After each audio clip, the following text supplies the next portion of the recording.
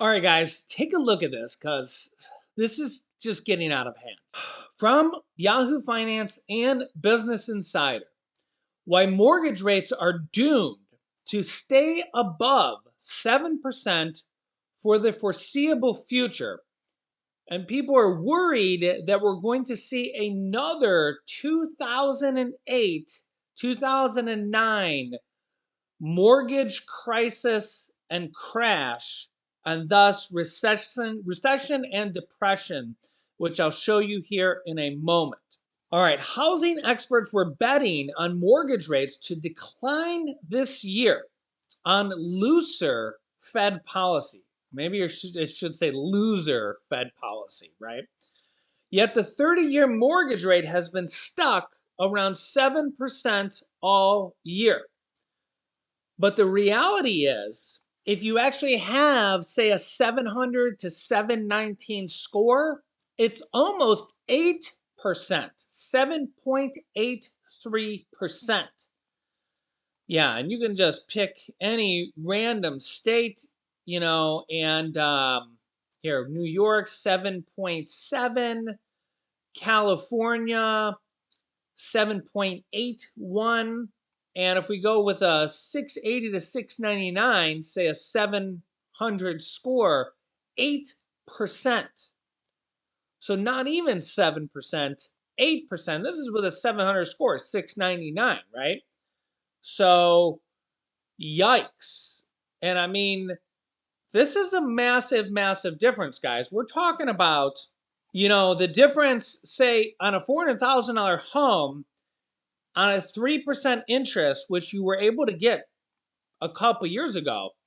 The payment is under $1,700, but now at 8% interest, you go from under $1,700 to $2,900. That's $1,200 more a month just in interest, just because of the interest rate. That's on a $400,000 loan.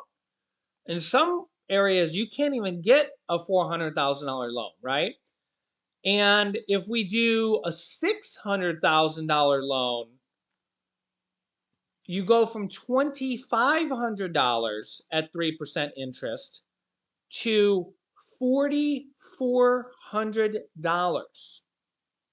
$4,400. You go from 2,500 to 4,400. That's $1,900 more per month just in interest.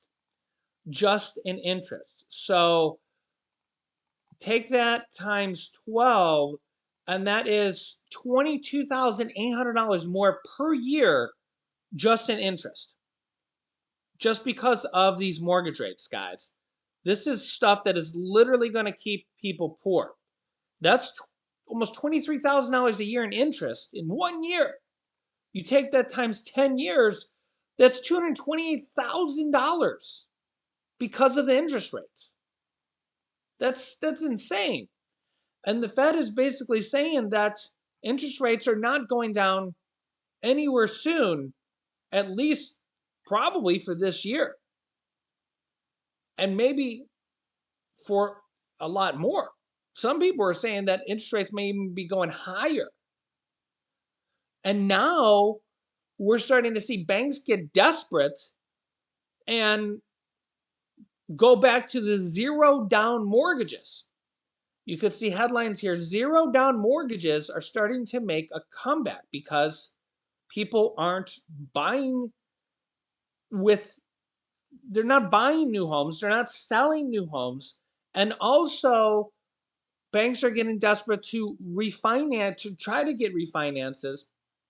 You could see here, one of the biggest US lenders is offering zero down payment mortgages for first time home buyers. Prospective homebuyers should fully understand the terms of a silent second mortgage before taking on one. Here's the catch. Apparently, the catch for this particular lender is that the home buyers and people have to be earning below 80% of an area's median income. The company United Wholesale Mortgage, one of the largest U.S. mortgage lenders, said in a press release. People, however, are worried that this will lead to these zero down mortgages are a trap that will lead to another financial crisis meltdown like in 2008. My wife said from the other room, "Didn't we learn our lesson from last time?"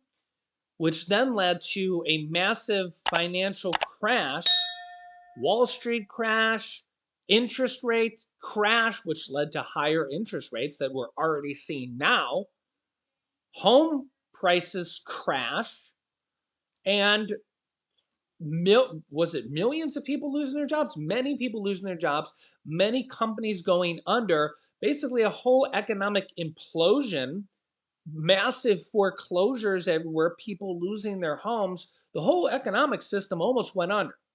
You ever seen several of those movies where the whole banking system almost imploded? And this isn't a good thing when everybody's money is in the banks. And they literally had to bail out the banks with trillions of dollars, which is when our whole economic dollar is all intertwined and we all use the dollar. It's not a good thing if our banks fail. Uh, yes. So it's kind of crazy when all these banks and our money and our system is all intertwined because these banks are leveraged and they're all lending out money and mortgaging money and betting money almost like the stock. It's not like the stock. It's what I mean to say is it's kind of like they're betting our money, the house's money, in a casino roulette type system. So it's almost like they're betting our money, but if they go under, we have to bail them out. It's like, what kind of twisted system is this? Yet that's what happened in 2008, 2009. And the government had to bail out these banks for, their bad no. And they're like, oh, but we didn't know this. These mortgage backed securities were bad. And it's not that they were bad, it's just that the way they bundled it and sold it to investors, they basically put a bunch of junk backed bonds. They took all the junk ones, bundled them up, and put a pretty pink bow on them, all the bad ones, and then sold them to investors and said, hey, these are really good. You should buy them. And then, because banks were just, selling them and giving zero down mortgages and selling people more than what they should, more than they could afford. And then when everybody started to default because people were biting off more than they could chew, the house of cards started to come down. And when the houses of cards started to come down, the whole system started to come down. And the lesson here is for everybody: don't bite off more than you can chew. This comes to people. Don't spend more than you can. Don't buy more than you can. Don't spend more than you can. And for banks, unfortunately, the banks got a lifeline. People can too. I mean, they can file bankruptcy and they can get a lifeline. And I guess in this case, back in 2008, 2009, the banks got their lifeline too. So you live and you learn. Hopefully, we've all lived and learned, and this history won't repeat itself. Um, and that's why people are fearing this zero down mortgage, because what happens is the problem with zero down mortgages is people are going and they buy more home than they should, and they stretch their budget to buy the tippy top of the homes that they should or shouldn't, and they go all the way up to that max budget and they buy that home. And then if anything goes wrong, any tiny little thing goes wrong, or heaven forbid they lose their job or anything, a breakup happens, a divorce happens, anything, they're gone, they're sunk. And these are people that probably don't have savings or have very little savings, very little emergency funds, and they're not as prepared as they should be. And this is where the problem comes in with zero down mortgages. They don't have a lot of skin in the game. They have very little skin in the game. And if anything goes wrong, they will walk away in a skip of a beat, right? If they have money in the house, 10, 20, 30, 40, 50,000, whatever it may be, they're less likely to walk away as quick because they're like, hey, we don't want to lose that money.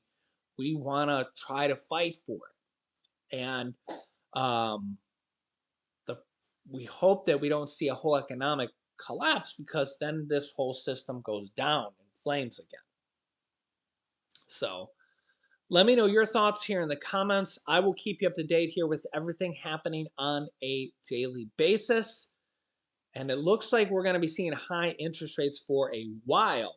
So if you got those high credit card interest rates, that's probably the first place to start paying off because those are the highest interest rates that there are, or that there is. And that's the best place to start paying off because that is the worst of the worst. You're looking at 30% high interest rates. So if you're going to start anywhere, start by getting rid of the worst interest rate debt that there is. And don't, or anything, don't run that stuff up because that's the stuff that's really going to eat into your budget. So let me know your thoughts here in the comments. If you haven't yet, subscribe down below. Click that like button for us. It really helps out our YouTube channel, and I will keep you up to date.